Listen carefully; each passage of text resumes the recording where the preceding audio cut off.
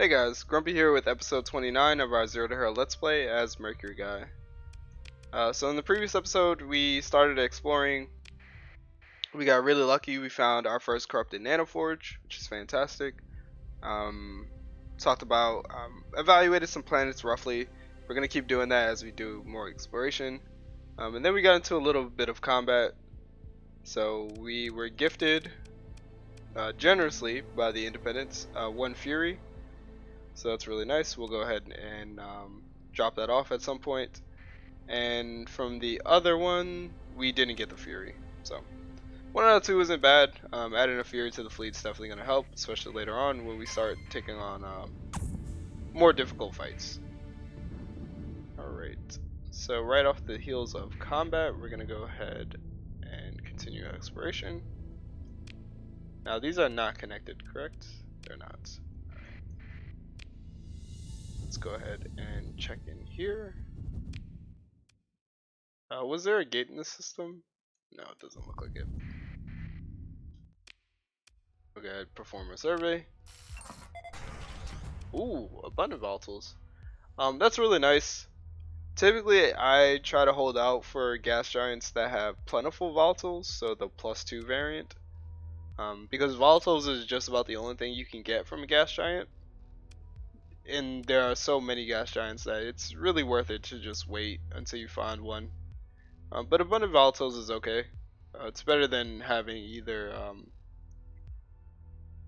I think it's diffuse, which is no bonuses, and then obviously it's better than having like negatives. So darkness, extreme weather, and extreme cold, and high gravity. This planet does not want to be colonized. What's that, like 250? 275, yeah, this planet definitely does not want to be colonized. Luckily though, you can offset darkness and extreme cold.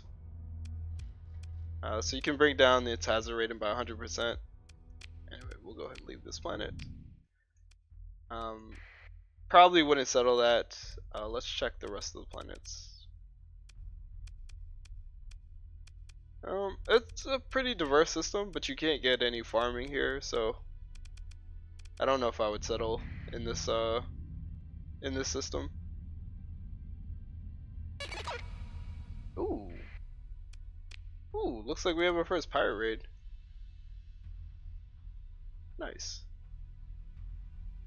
Okay. This is great because actually this came up in the comments in previous episode. Somebody was having difficulty dealing with pirates, so we'll have an opportunity to show just how I pick apart pirates and how I fight their bases. So that is something to be aware of. Ah, plentiful volatiles. Ooh, wow, this is an exceptional world. This is a very good world. Post-colonization, like in my expansion phase, I would definitely pick this world. That plentiful volatiles, the +2 is really good. But it's a frozen world and not a gas giant. Very resource rich. This world would be one, and the hazard rating isn't bad. Again, you can get rid of darkness and extreme cold.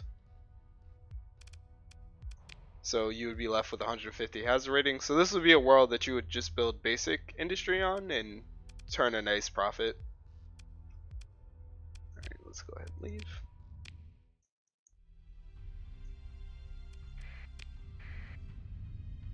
Okay. So in 26 days we'll go. We'll have to deal with that pirate raid. Let's go ahead and mark that as important.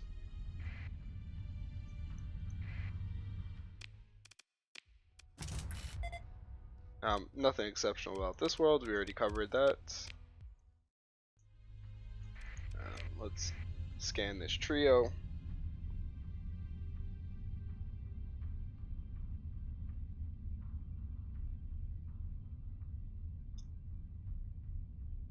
Okay.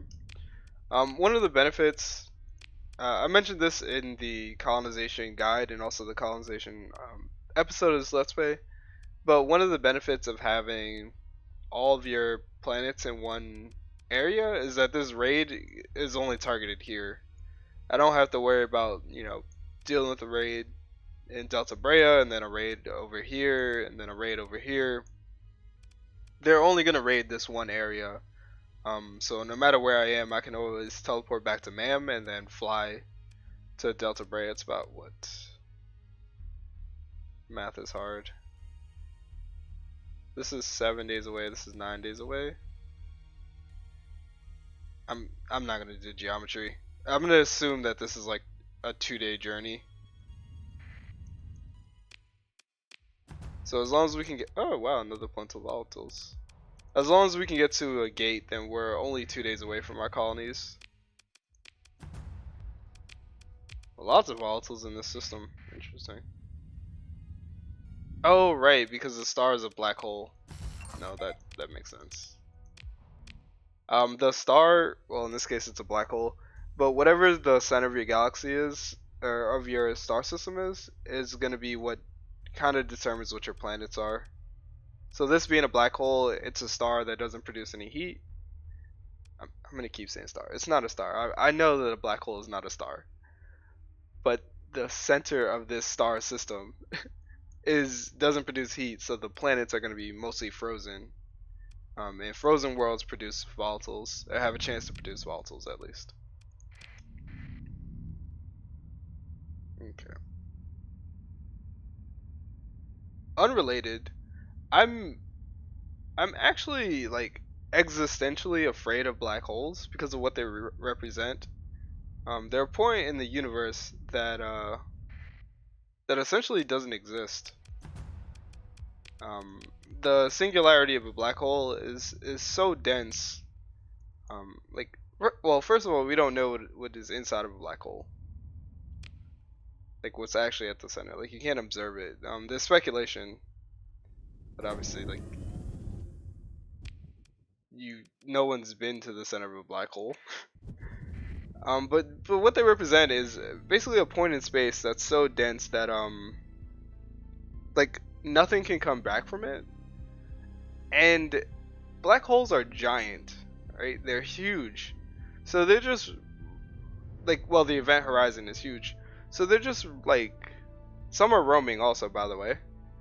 But they're basically pockets of nothingness. Essentially that just are. So from like an existential point, it's really terrifying to consider what a black hole is, at least for me. Plentiful volatiles off the bat, you love to see it. Ooh. Research stations are where you're gonna find the most blueprints and the most mod specs. So let's see what we get. Oh, there's the administrator that we needed. It was fantastic. We'll keep them, we won't dismiss them because we'll need them eventually. Alright, nice. So we get Neural Integrator, Advanced Optics, Synchrotron Core. So this increases your fuel, and there you see it's installed in fuel production, and it requires no atmosphere as a condition. So that's why we picked those worlds at the beginning, because now we can get +3 to our fuel production when we go ahead and establish that. So this is a very, very good domain artifact to find. We get Claw Blueprint, but it's unfortunate because we already know that design. We'll go ahead and take everything else. Alright. And it's very important that you scan the debris that a research station spawns because it can also have blueprints in it. Alright, we'll begin salvage operations. Nice. We get a Manticore and Aurora. Wow, that is so good. That is exceptional. I think the Aurora is probably one of the best ships in the game. I mean, obviously I love the Brawler, but the Aurora brings so much to bear in a fight. It's a really great ship. Finding the blueprint is amazing. Alright, and we have the Prediction, which we already know. Wow, that's exceptionally lucky. Alright, we'll go ahead and do a little exploration. This is the hegemonic version of the wolf. We might as well, it's free. Let's go ahead and recover it. Alright. Now be careful when you explore near a remnant that's dormant, because, or anything that's dormant, because doing the exploration can actually activate these nearby ships. Yeah, but going back to the black hole thing really quick, because I don't know if I explained it clearly enough, but it always makes me think of like a giant eye.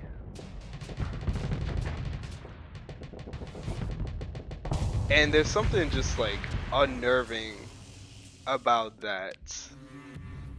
Like, I know a black hole isn't the eye of a creature, but imagine if it was. That would be, oh yeah. I try not to think of those things. Not a good world.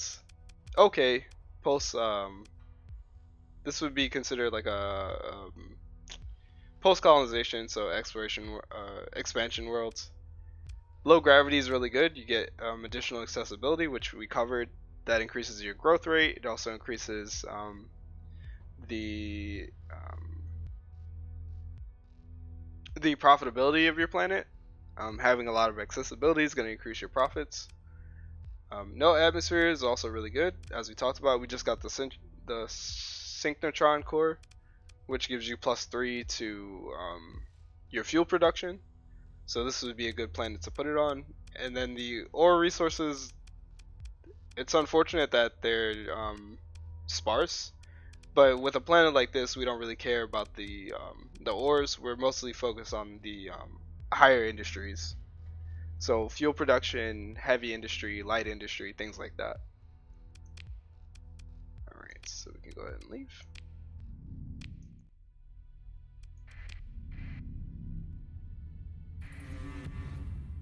Okay, looks like we are now hostile with the Syndrians.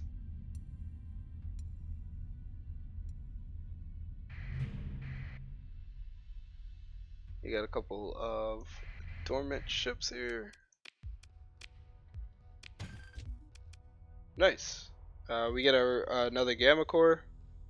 I realized at one point I passed up on a beta core just because I wasn't paying attention. I don't know where that beta core is, but it is out there in the ether. There'll be plenty of opportunity to get more, so I'm not particularly worried about that one. I was running on autopilot that episode.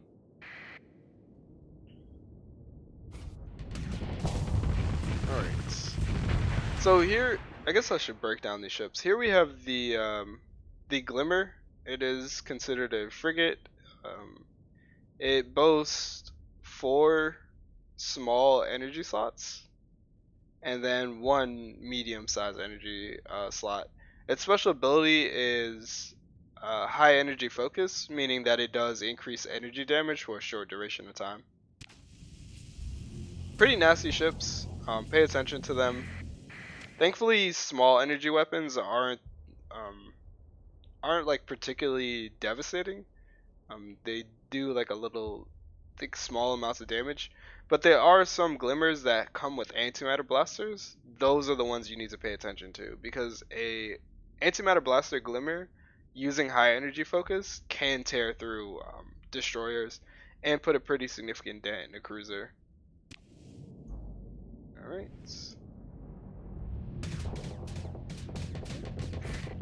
But it being a frigate means that it suffers from the problem that all frigates have, in that it doesn't have a lot of flux to play with. So using our sabos with this much flux means it's going to get overloaded. And then we can move in and finish it off.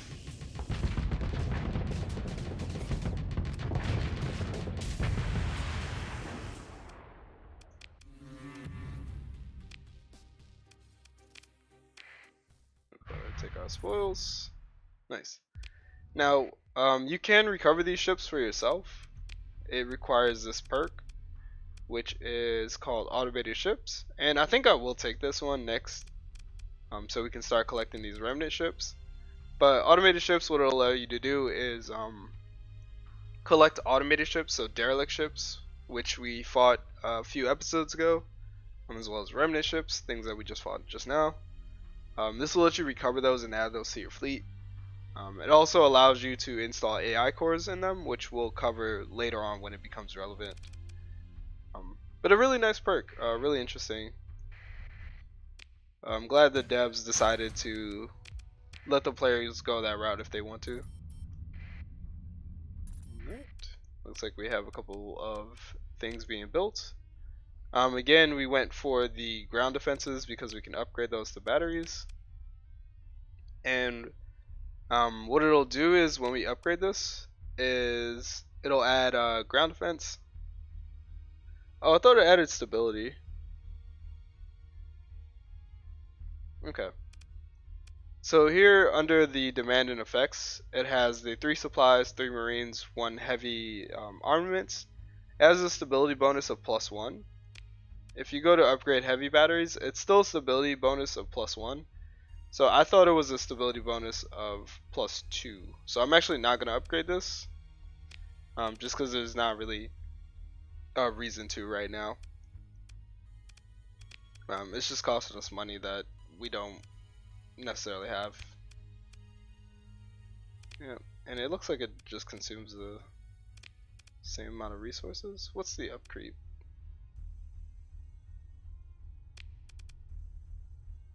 You know what? For 700 credits a month, we'll do it. That's fine. Is that the same with you? For you it's 600. Okay, that's fine then. That one's being built.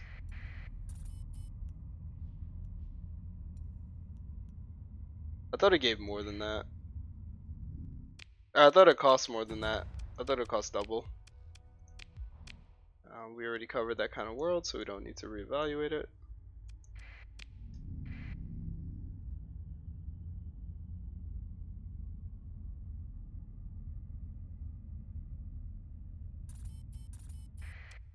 Alright, so we'll go ahead and upgrade this as well. Yeah, I thought these gave +2. +2 stability. They only give +1, so it is what it is. Something that we do need to upgrade, and something that I should have been doing.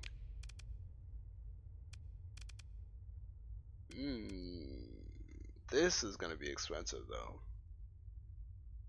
Is upgrading our orbital stations, because these do give stability bonus. So here you have station combat readiness, 52% stability bonus +1.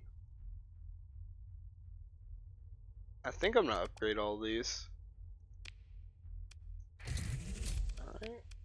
It will cost us because we're not producing any supplies yet, but once we get our industries going, then we can offset the cost of these. But having the increased ability is going to be really nice for our colony growth.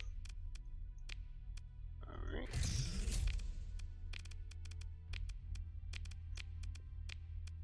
And now you're starting to see why we needed so many credits.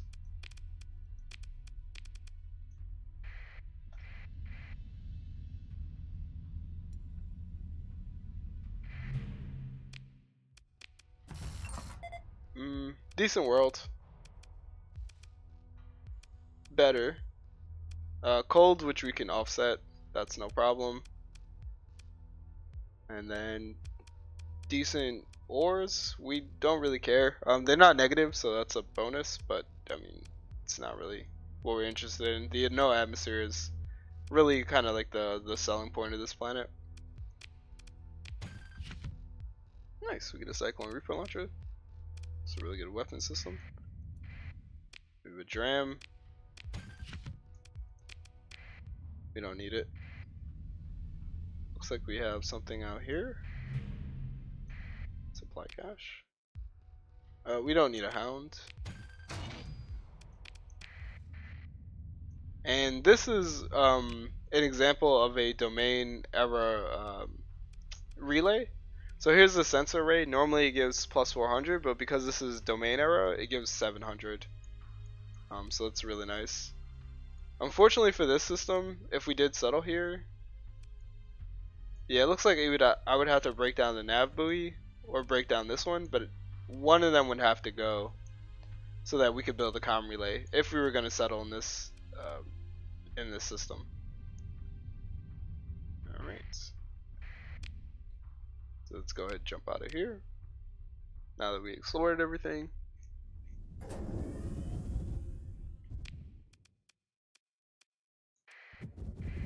And let's move on. How many more days on that? No more days.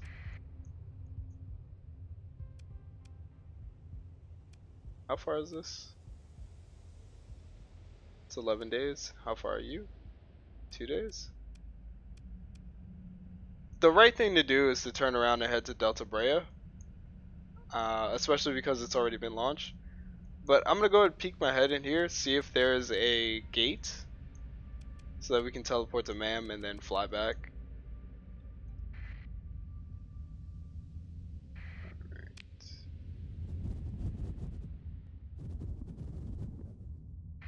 No gate. That's fine. So we'll jump out, fly back to our systems, and go fight off some pirates.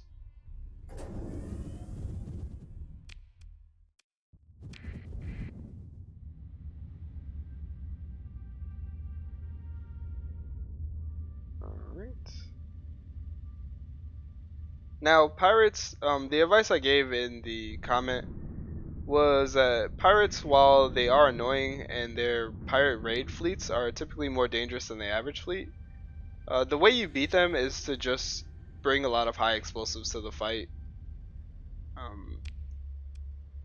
Pirate ships tend to have really poor shielding, so if you can break their shields, then you can do direct damage to their armor, which means you can start stripping away their you can start doing direct damage to their hull when you strip away their armor.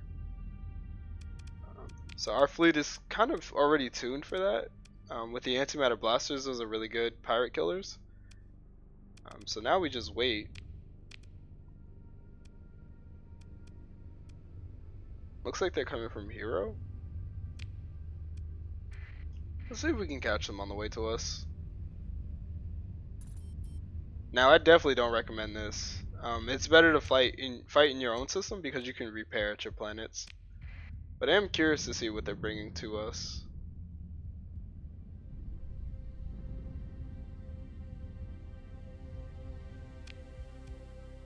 Over here, let's pop our head in. Oh, there goes the fleet. It went right by us.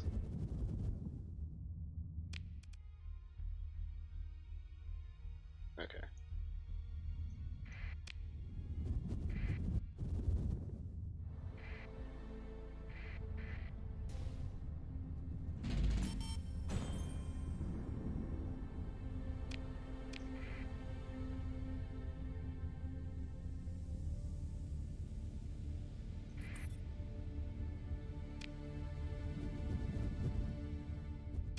Alright. Let's go ahead and jump in. Let's prepare and then let's get ready for this fight.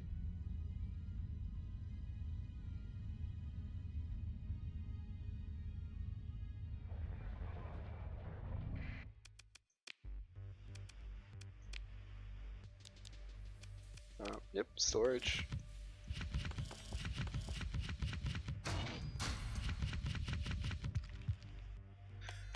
Let's put away the harvested organs. Those will come in handy later. And let's put away the domain artifacts. Okay. Something I'm gonna do right now is I'm gonna grab the luxury goods and I'm gonna put them in the resource stockpiles. Just because it's better. There's no reason to hold on to things like luxury goods, domestic goods, food, organics. You don't need those as a player. Your colonies need those, so let them have it. Just put it in the resource stockpiles when you can. All right. Is there any particular ship that I don't think so. Maybe the Enforcer might be fine to bring to a fight. But I think we got this. Let's go ahead and put away the Fury and the Wolf. And then let's get ready for combat.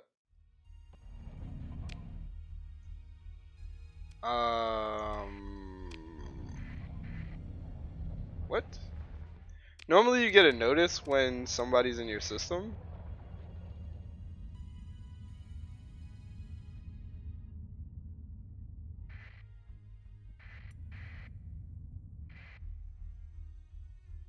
What? You get a notice when somebody's in your system. I didn't get any notice for this. But we're definitely gonna make these pirates pay.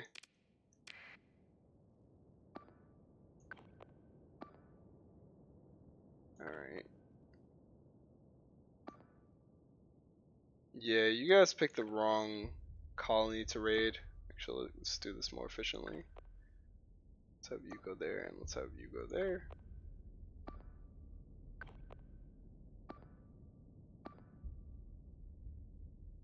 Alright. You guys can pick your own targets. And then I'm gonna have the strikes stay near each other. Just so they don't get surrounded.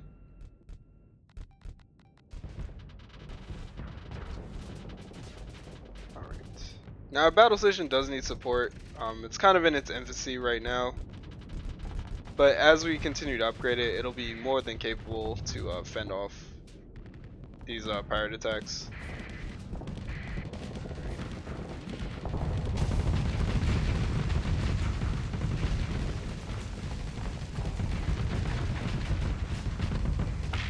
Yeah, pirates in my system, I think not. Let's get the monitor to go ahead and jump on the eradicator.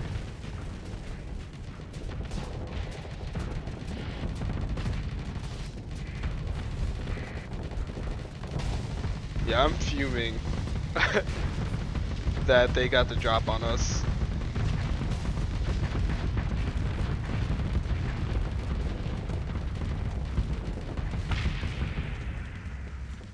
Not a single ship is gonna make it out of here if I have something to say about it.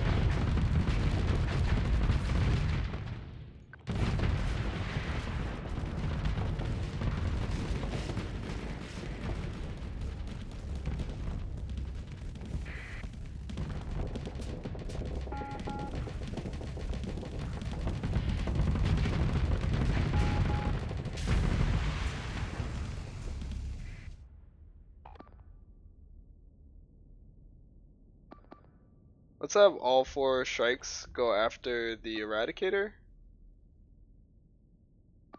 Actually, we'll have you guys go for the further eradicator. We'll have this eradicator go after that one. And we'll have both the Heron support that over there. Alright. Can't believe you.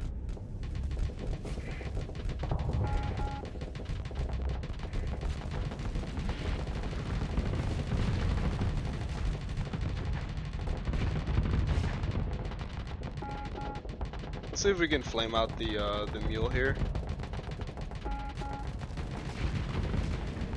Yep. With the assist from the Omen, that's definitely possible.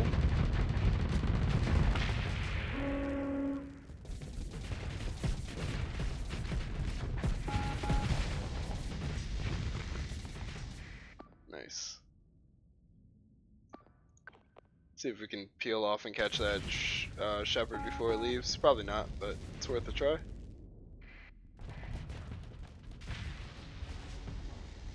Both eradicators are down. Yeah, that shepherd's not long for this world. Let's go ahead and watch. Well, I hope you learned your lesson, pirates.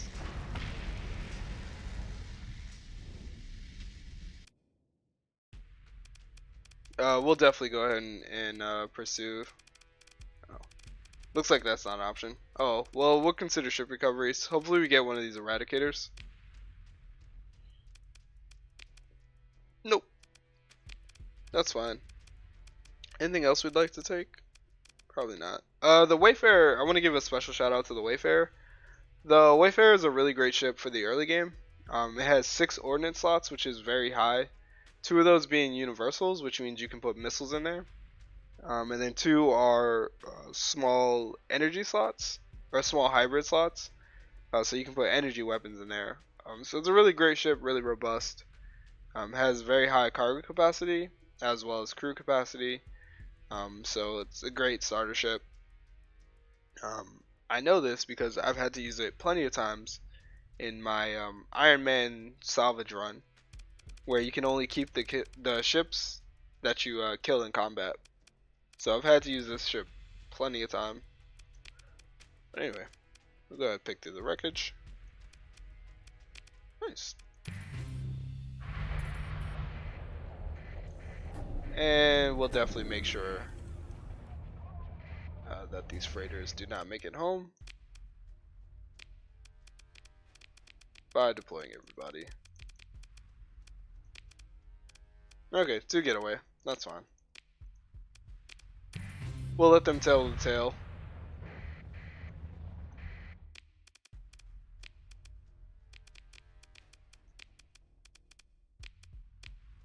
Alright. Okay, let's go convert these relays back now.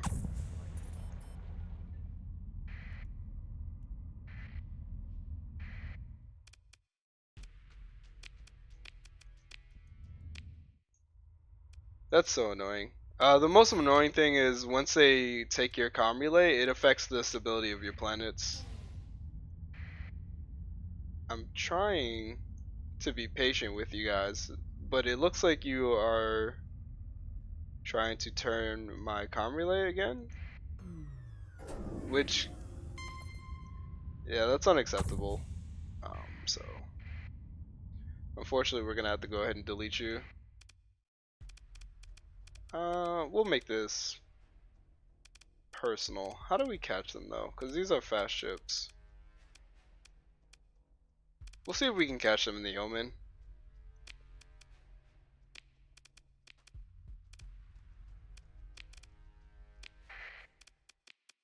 We'll deploy ourselves to the left, and we'll see if these ships are fast enough to catch them. I'm going with the unpiloted strikes because they get helmsmen, so they're gonna be faster than the strikes with the officers. Oops, I definitely meant to deploy these to the side as well. Alright, let's see if we can catch these ships, and then I'll run safety back here. See if I can catch them on the way out.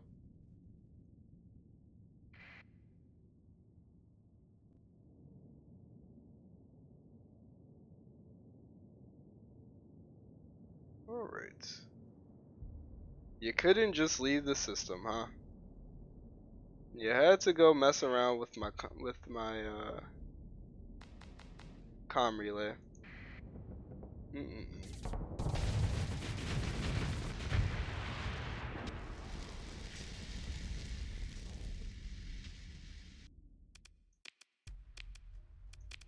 And the other one is not too far away.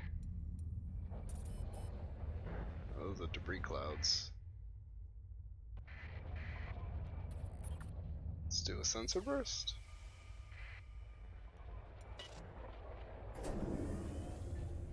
Oh, maybe the other one did run away. Oh well. Anyway, I'm gonna end the episode here. I'm gonna go ahead and flip these off screen, and then we can continue our exploration. I don't think we're strong enough to take on a pirate base ourselves.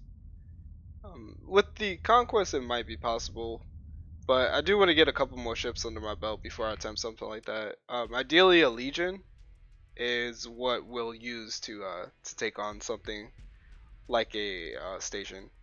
But other than that, I hope you guys enjoyed the episode. Next one's coming out very soon.